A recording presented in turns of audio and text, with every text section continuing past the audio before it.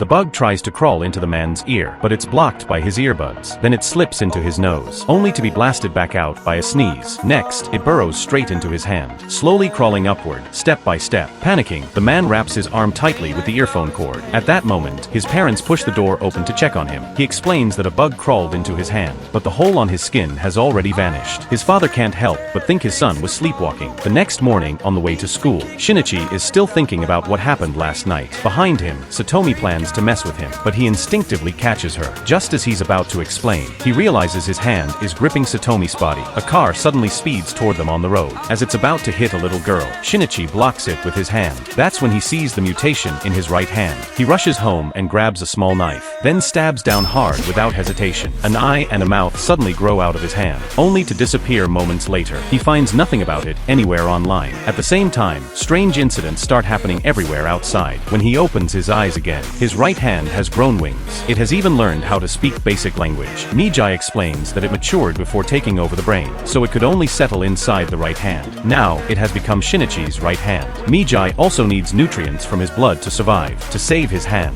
Shinichi has no choice but to agree. On the way to school, Mijai suddenly stops Shinichi. It senses others of its own kind nearby, about 200 meters straight ahead. As they get closer, they see a dog devouring another dog. Mijai detects clear killing intent, grabs Shinichi, and drags him away. In the alley, the dog sprouts wings. Hiding in the park, Shinichi sees the flying dog overhead, completely stunned by the sight. In an instant, Mijai launches an attack and pierces it. When the hand retracts, a heart is now clenched in its grasp. The flying dog drops lifelessly to the ground. Mijai explains that it replaced the host's head and survives using the original organs and internal systems. After finally encountering one of its own kind, Mijai says it feels nothing at all. From that conversation, Shinichi senses not a trace of emotion. It feels less like talking to a person and more like talking to an insect.